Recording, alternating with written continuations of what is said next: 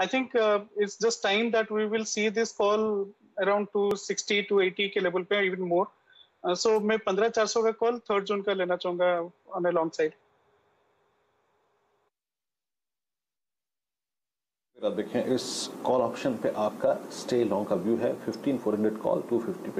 Hello दोस्तों, अगर आप अपना पैसा शेयर मार्केट में इन्वेस्ट करके लाखों रुपए कमाना चाहते हैं तो आज ही आप स्टॉक के साथ जुड़कर अपना डीमैट अकाउंट आप बिल्कुल फ्री में ओपन कर सकते हैं, जहां पर आपका ब्रोकरेज चार्जेस बिल्कुल ना के बराबर लगता है। ब्रोकरेज लगता है तो सिर्फ इंट्राडे ट्रेड में, वह भी सिर्फ 20 रुपये। तो आज ही आप स्टॉक के साथ में जुड़ सकते हैं, लिंक डिस्क्रिप्शन में है, क्लिक करें और अकाउंट ओपन कराएं। ट्रेड करते हुए इस वक्त आप देखें तो चलिए, तो ये असद का व्यू है निफ्टी पर। शैल जी, अब बात करते हैं एक बड़े दिग्गज के बारे में। आपने शुरुआत में ही जिक्र किया था, कल होप दिवस है। आशीष ने आज सुबह सुबह बड़ी अच्छी बात कही थी, कल उम्मीदों का दिन है। उम्मीदें जो ज़माना आईटीसी से रखता है और आईटीसी के नंबर्स आने वाले हैं। कैसे होंगे ये नंबर, सुमित से बात करते हैं। सुमित, अब देखिए कि आईटीसी की वाइब्रेशंस ऐसी हैं कि आज डाबर चला, एचयूएल डे हाई पर है, मैरिको चला। क्या लग रहा है आईटीसी से एक्सपेक्टेशन क्या है, नंबर्स की एक्सपेक्टेशन? देखिए वीरेंद्र, आईटीसी के नंबर्स तो बेहतर आने की बातचीत है बाजार में, और पिछले 5 दिन या 4 दिन या लास्ट वीक से ही ब्रोकर्स काफ़ी एग्रेसिव थे इस स्टॉक को लेके। उनको लग रहा था कि बहुत अच्छे नंबर आएंगे, और चर्चा आप तो जानते हैं ट्विटर पे से काफ़ी होती है, तो चर्चा शुरू भी हो गई थी। खैर, नंबर्स की अगर बात की जाए तो रेवेन्यू फ्रंट पर यह अनुमान लगाया जा रहा है कि बेहतर साइड पर ही इसके आंकड़े होंगे वॉल्यूम ग्रोथ के लिहाज से भी।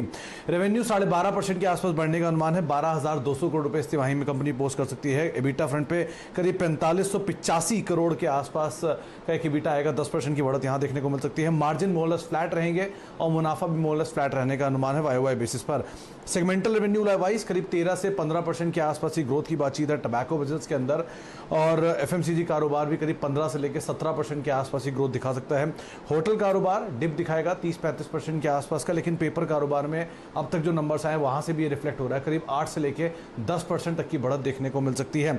2-3 चीजें क्रूशियल हैं। आईटीसी के नंबर पहली तिमाही में थोड़ा सा हिट ले सकते हैं, लेकिन Q4 में नंबर्स बेटर होंगे, क्योंकि एक बड़ा इंपैक्ट इनके होटल बिजनेस के अंदर से भी आया, तो एफएमसीजी की डिमांड भी Q3 कंपैरिजन में अच्छी रिवाइव होती हुई दिखाई पड़ी। तो सिगरेट में क्योंकि सरकार ने टैक्स भी नहीं बढ़ाया था, तो उसका भी एक इम्पैक्ट कंपनी के नंबर्स में आप मान के चल सकते हैं। तो सीक्वेंशियल बेसिस पे भी नंबर्स बेटर साइड पे रहेंगे।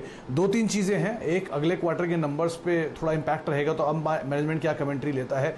दूसरा, डिविडेंड 12 रुपये डिविडेंड कुछ जगह पे बातचीत है, कुछ जगह 7 रुपये के डिविडेंड की बातचीत है, 8 रुपये के डिविडेंड की बातचीत है। तो डिविडेंड का आंकड़ा कैसा आता है, ये एक और क्रूशियल पार्ट रहेगा। और साथ ही साथ कैश की सिचुएशन, एक्सपेंडिचर की सिचुएशन, आने वाले समय में इनके जो सेगमेंटल परफॉर्मेंस है उसको लेकर गाइडेंस क्या है, और ब्रोकरेज हाउसेज का व्यू क्या है। क्योंकि अभी तक जो व्यू है उसके लिहाज से 350 रुपये के टारगेट बहुत अपर साइड पर भी हैं, और 260 रुपये पर कंसेंसस टारगेट्स भी हैं। तो अब आगे की री रेटिंग कैसी होती है नंबर्स के बाद, ये काफ़ी क्रूशियल रहेगा।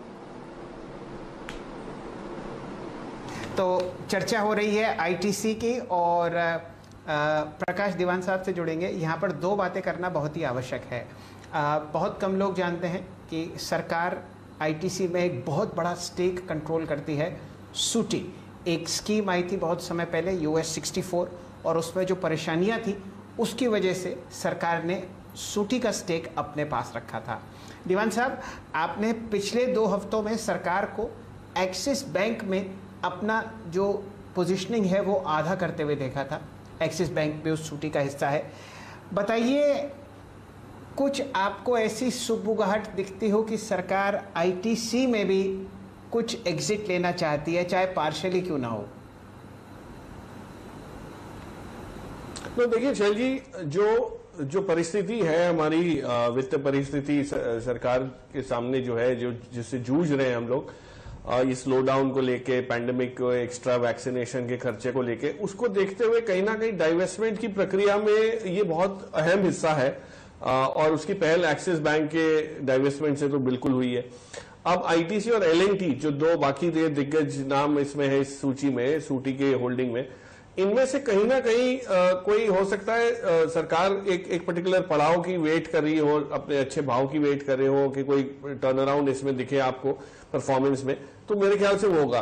और जो आईटीसी के पेरेंट है, जो बीएटी, जो ब्रिटिश अमेरिकन टोबैको कंपनी, उन्होंने भी ये हिस्सेदारी पहले लेने की बात की है, बट उस डिस्कशन में कुछ ज्यादा प्रगति हुई नहीं है। उस वजह से ये वहां का वहीं अटका हुआ है। तो हो सकता है आपको ये डाइवेस्टमेंट मार्केट में अगर दिखे, अगर मार्केट सरकार को लगता है, उनके एडवाइजर्स को लगता है कि ये अब्जॉर्प्शन हो जाएगा, तो ये स्टेक यहाँ पे भी मार्केट में भी खुले बाजार में बिक सकता है। मेरे हिसाब से ये इस फाइनेंशियल ईयर में जरूर होते हुए आपको दिखेगा, और जैसे ही ये होगा एक बहुत बड़ा ओवरहैंग जो है ये भी इसके रास्ते से निकल जाएगा, जो एक हमेशा एक तलवार लटकी हुई थी सप्लाई की तरफ से कि आने की उम्मीद है, वो चली जाएगी। बट जो कल आंकड़े आने की उम्मीद है जो सुमित समझा रहे थे, उसमें अगर आप देखें तो कई जगह परफॉर्मेंस इंप्रूवमेंट सिग्निफिकेंट आने की उम्मीद है, और मार्केट ने उसको अभी तक पॉजिटिवली डिस्काउंट नहीं किया, क्योंकि आईटीसी से कोई अपेक्षा ही नहीं रहती है इस टाइप की। तो अगर आंकड़े खरे उतरते हैं वॉल्यूम ग्रोथ में, मार्जिन्स की साइड में, तो आप मानिए कि ये आपको ना सिर्फ एक अच्छे डिविडेंड का अनाउंसमेंट ही मिलेगा, हो सकता है एक रोड मैप डीमर्जर की तरफ या कोई रीस्ट्रक्चरिंग की तरफ अगर आ गया तो मार्केट इससे बहुत उत्साहित हो जाएगा। So I am quite positive and I will not be surprise कि कल के आंकड़ों के बाद आपको एक हफ्ता 10 दिन एक बहुत बड़ा स्ट्रांग मूव इसमें on a short term basis भी है। ऑफ कोर्स लॉन्ग टर्म के लिए स्टोरी तो बहुत अच्छी है ही है, और as a matter of disclosure काफी समय से मैं भी इसमें एक छोटा निवेशक रह चुका हूं। तो पॉइंट इज ये लॉन्ग टर्म में भी चल सकता है, और अब जिस पड़ाव पे है हो सकता है आपको शॉर्ट टर्म में सूटी का स्टेक आने से पहले एक मूव जरूर दिख जाए। जी, तो आईटीसी ने पूरे बाजार को और करोड़ों निवेशकों को मायूस किया है, और जब भी आप इस पर चर्चा होते हुए देखें बहुत ही सोच समझकर पोजीशनिंग लें। अक्सर मायूसी हाथ लगी है ट्रेडर्स और इन्वेस्टर्स के आईटीसी में। नतीजे हैं, इसलिए यहाँ पर इतनी चर्चा हो रही है। 2% ऊपर 217.20। एक बहुत ही क्विक चार्ट चेक ले लेंगे। यहाँ पर हमारे साथ रचना जी जुड़ी हुई हैं जो आपको बताएंगी आईटीसी पर उनकी क्या राय है। आज 1270 करोड़ का ट्रांजैक्शन आपके सामने। रचना जी, एक बहुत ही संक्षेप में राय दीजिए आईटीसी पर, फिर बात आगे बढ़ाएंगे ऑटो शेयर्स पर। जी, वो फ्यूचर्स के हिसाब से 215 के ऊपर जब भी निकलेगा तो उसका मोमेंटम बढ़ेगा, and it's very close to that, तो वो चांस है, इसको रूल आउट नहीं कर सकते।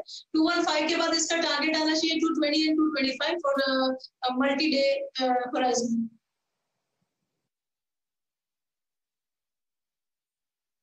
राय आपको आती हुई दिख रही है आईटीसी पर। बहुत ही सोच समझकर आप यहां पर कदम रखें, ध्यान दीजिए। आईटीसी की वजह से बहुत लोग ज़्यादा मायूस हैं और बहुत कम लोग खुश। चलिए, 31 मई और कल आपको आते हुए दिखेंगे बहुत ही शानदार आंकड़े मई के महीने के ऑटो सेल्स की। मंगलवार है, मारुति दिन के उच्चतम लेवल पर आज चल रहा है, और क्या आपको वॉल्यूम सेल्स आते हुए दिखेंगे ये बताएंगे हमारे मित्र यतिन मोता साहब।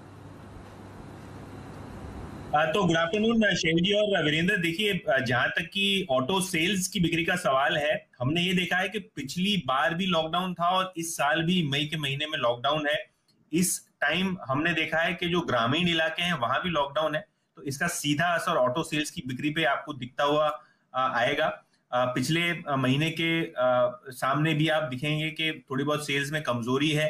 जो हमने रिसेंट पीक्स लगाए थे ऑटो सेल्स में, वहां से काफी गिरावट आपको दिखेगी। लेकिन साल दर साल, क्योंकि पिछले साल लॉकडाउन था, तो आपको सेल्स की फिगर जो है ऊपर दिखेगी।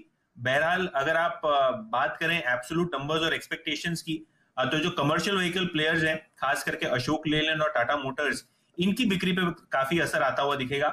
नॉर्मली अशोक लेलैंड 15 से 18 हजार यूनिट्स बेचता है नॉर्मलाइज महीने में, लेकिन अगर आप मई के महीने